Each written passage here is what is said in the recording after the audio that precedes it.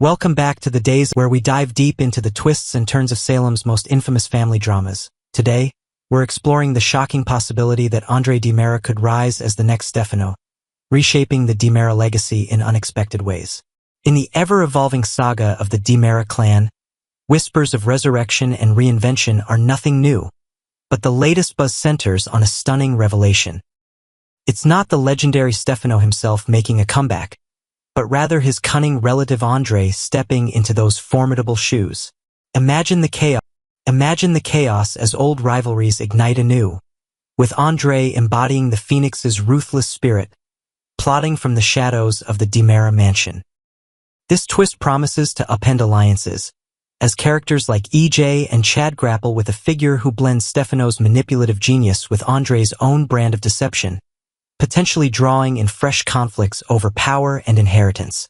Shifting our focus to Stefano's enigmatic son, Stefan Dmitri, the narrative takes a mysterious turn. As the sole surviving twin born to Stefano and the formidable Vivian Alamein, Stefan's whereabouts have fueled endless speculation in Salem. Gabby Hernandez, his former spouse, clings to the belief that he's escaped to the opulent realms of Alemania, perhaps rebuilding his life amid luxurious estates and hidden fortunes, free from the scandals that once entangled him. Yet, Gwen Rizek, who spent considerable time navigating the treacherous social circles of the von Leuskners in that very region, insists she never crossed paths with him. Those Alemanian territories, teeming with schemers and opportunists from Vivian's extended family, seem like the perfect hideout for someone dodging Salem's prying eyes. Think shadowy alliances forged in grand ballrooms, where betrayals lurk behind every velvet curtain. Adding to the intrigue, Tony Dmitri has been vocal about a supposed get-well card from Stefan, sent to EJ following a dramatic shooting incident that left the family reeling. However, skepticism abounds. This gesture occurred months ago, during a time when tensions were at their peak, and it could easily be the work of an imposter forging signatures to stir confusion. No concrete sightings or communications have surfaced since Vivian's loyal aide, Ivan, dramatically bundled Stefan into a car trunk and vanished into the night, presumably heading toward Alemania's borders. What if, in a plot twist worthy of the Dmitris, Stefan isn't lounging in exile but confined in some clandestine laboratory, undergoing a radical transformation to mirror his father's indomitable essence? Envision high-tech facilities hidden in remote European enclaves, where scientists tinker with identities, blending DNA and memories to birth a new era of villainy. Expanding the pool of suspects for whom might inherit Stefano's mantle, Stefan isn't the lone contender. Enter Dmitri von Leuskner Dmitri, Stefano's nephew whose disappearance has left a void in Salem's intricate web of relationships. Gwen, his estranged wife, shows little concern for his fate post-incarceration, dismissing him as a duplicitous partner whose loyalties shifted like sand. Rumors swirl that after his release, Dmitri might have relocated to the bustling streets of New York, perhaps enticed by a charismatic connection formed during his time behind bars, leading to a life of anonymity amid the city's skyscrapers and underground scenes. Kristen Dmitri, ever the observer of family oddities, finds it peculiar that Dmitri hasn't surfaced even to finalize a divorce from Gwen, leaving legal ties dangling like unfinished threads in a grand tapestry. Leo Stark chimes in with tales of Dmitri's supposed infatuation with a fellow inmate, painting a picture of a man who traded prison bars for the freedom of urban adventures. Yet absolute silence from Dmitri, especially toward Gwen, raises red flags. Could he be collaborating with his mother, the devious Megan Hathaway, in a bold scheme to revive the Phoenix legacy? Picture secret meetings in dimly lit hideouts, where Megan orchestrates a daring kidnapping after Dmitri's parole, whisking him away to undergo enhancements that would mold him into Stefano's successor, complete with augmented intellect and unyielding ambition. However, Dmitri's potential as the new Stefano hits a snag in the classic Dmitri obsession with Marlena Evans, the eternal queen of the night, whose allure has driven plots for decades. Stefano's fixation often manifested in elaborate pursuits, from hypnotic manipulations to grand gestures of twisted affection. Dmitri, known for his attractions exclusively to men, doesn't align seamlessly with this narrative, potentially complicating any seduction-driven storylines. Fans fondly recall the actor's charismatic portrayal, noting his striking presence that added heat to Salem's scenes, but uncertainty lingers about his return. Perhaps contractual hurdles or new projects keep him away, leaving room for creative recasting or plot pivots. Meanwhile, a faction of devoted Days of Our Lives enthusiasts theorizes that the Tony DiMera we've seen isn't authentic, but rather the villainous Andre in disguise, echoing past switches that have fooled even the sharpest minds in Salem. History reminds us of Andre's demise at the hands of Abigail Devereaux, a tragic event rooted in self-defense amid escalating tensions. Yet in this soap world, death is merely a temporary setback. Resurrections via advanced science or clever doppelgangers are par for the course. Invent a scenario where underground networks of loyalists preserve Andre's essence, ready to unleash him when the timing strikes. A telling clue emerges in Tony's abrupt shift in priorities. Traditionally averse to the DiMera family's shadowy enterprises, he now aggressively seeks to reclaim Stefano's empire from rivals like Philip Kyriakis and Xander Cook, even enlisting Gabi's sharp business acumen to orchestrate the takeover. Stranger still, Tony advocates for Gabi to helm the operations, a move that reeks of ulterior motives, perhaps aiming to destabilize competitors through her bold strategies. If Andre is indeed pulling strings, this could signal his evolution into a Stefano 3.0, blending old grudges with fresh tactics, all while navigating the age dynamics and pursuing Marlena, where an older figure like Andre or Tony might fit more naturally than younger heirs like Stefan or Dmitri, avoiding awkward generational gaps in romantic pursuits. As these possibilities unfold, the DiMera dynasty teeters on the brink of transformation, with Andre's potential ascension promising a blend of nostalgia and novelty that could redefine Salem's power struggles for years to come. Stay tuned, fans, as the Phoenix prepares to rise once more. Next, will Roman help or hurt Johnny in the end?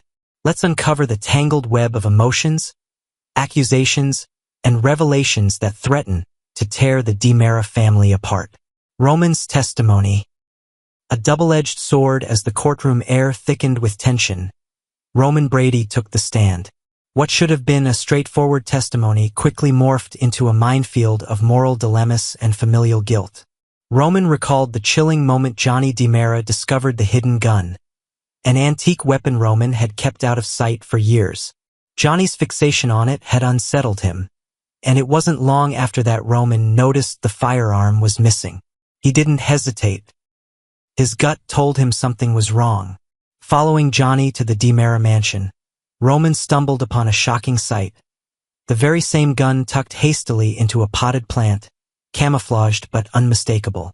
Without a moment's pause, Roman retrieved the weapon, unsure of Johnny's intentions but fearing the worst. He later found a missing bullet, which he admitted to cleaning before locking the gun away once more. When Bell questioned his motives, Roman didn't flinch. "Because I think my nephew might have been the shooter," he confessed solemnly, his voice laced with pain and loyalty. That statement sent ripples through the courtroom. Gasps, murmurs, and above all, Johnny's heartache. Johnny was stunned, eyes wide with disbelief. His own uncle thought he could be a killer. The courtroom buzzed with confusion, betrayal, and quiet judgment. Had Roman's words just destroyed Johnny's chances, or saved him from a worse fate? Johnny's fractured faith. Johnny DiMera has always been a man caught between two identities, his father EJ's legacy and his desire to forge his own path. But Roman's betrayal cut deeper than expected. To Johnny, the message was clear. Blood wasn't thicker than suspicion. Despite his resentment toward his father, whom he accused of manipulation and emotional abuse, Johnny never imagined he'd be cast as a potential murderer by his own family. In Roman's effort to protect him, did he end up implicating him instead? Chad's inner struggles surface outside the courthouse. Chad DiMera sought a moment of reprieve. As he wandered into the town square, fate crossed his path with Stephanie Johnson once more. The two shared a complicated history, one of lingering feelings, missed opportunities, and unspoken regrets. Stephanie immediately asked about the trial, sensing the weariness in Chad's demeanor. I hated every second of testifying against Johnny, Chad admitted. A visible conflict etched across his face. He couldn't shake the guilt. Despite their familial rifts, Johnny was still blood. Shifting the focus, Chad brought up Stephanie's new job at the hospital. He warned her gently, with genuine concern etched in his tone. Aligning with E.J. DiMera might come with dangerous consequences. People tied to E.J. don't usually get happy endings, he said, a faint shadow passing over his eyes. Stephanie, though appreciative of Chad's concern, stood firm. I can take care of myself, she replied confidently. The conversation turned to Alex, and Stephanie reassured Chad that things were stable. But even as she said it, there was a hint of hesitation, a sliver of doubt. Chad picked up on it but let it slide, ending the moment with a bittersweet reminder. When you're finally happy, the past can't hurt you anymore. If only it were true. The tote bag mystery and Jada's growing concern back at home, Stephanie tried to decompress. She shared a surprising revelation with Jada. She'd found the box in question, the one that had triggered her unease. It wasn't what she feared. It was just a tote bag, something she had ordered and forgotten about. But why did it haunt her so deeply? Jada, always the investigator, asked, "Why are you so suspicious of that guy?" Referring to a mysterious figure from Stephanie's past. One who inspired more than one of her screenplays. Stephanie admitted that many of her stories were inspired by real-life events she hadn't yet come to terms with. That's why the tote bag, innocent as it was, still stirred dread in her heart. Trauma isn't logical. It lingers. EJ's ruthless cross-examination, the courtroom battle intensified as E.J. DiMera took the opportunity to turn the tables. With Roman still on the stand, E.J. moved in with surgical precision. You never actually saw Johnny with a gun, did you? He began, his tone razor-sharp. Roman had to admit it. No, he hadn't seen it. Words don't equal actions, E.J. stated, shifting the narrative away from speculation. Then, he twisted the knife. And how do you feel about me marrying your daughter? More than once? Roman's disdain was clear. I didn't like it at all, he said bluntly. The courtroom tensed. EJ's expression darkened. Did you ever want me dead? He pressed further. Roman gave a smirkless chuckle. I wouldn't shoot you, EJ, if that's what you're implying. But EJ was just warming up. He turned the tables completely, painting Roman as the man with the means, motive, and opportunity. It was your gun that shot me, he snarled. You probably pulled the trigger yourself. The room erupted. Belle leapt from her seat, shouting in protest. The judge called for order. EJ, clearly relishing the moment, retracted the accusation. But the damage was done. He sat down with a smug smile, having cast enough doubt to make everyone in that room rethink everything. A family fractured, a legacy on trial. As the episode drew to a close, the lines between justice and revenge grew increasingly blurred. Roman's loyalty was questioned, Johnny's motives remained murky, and EJ continued to manipulate the proceedings like a true DiMera. Chad's inner conflict revealed the personal cost of speaking truth in a family riddled with secrets. Stephanie's story hinted at unresolved trauma that could soon resurface, and the courtroom itself became less about discovering the truth and more about who could spin it better. Will Roman's attempt to protect his nephew end up convicting him instead? Is Johnny truly innocent, or is there more to the story? And could EJ's sharp tongue and cold strategy finally backfire?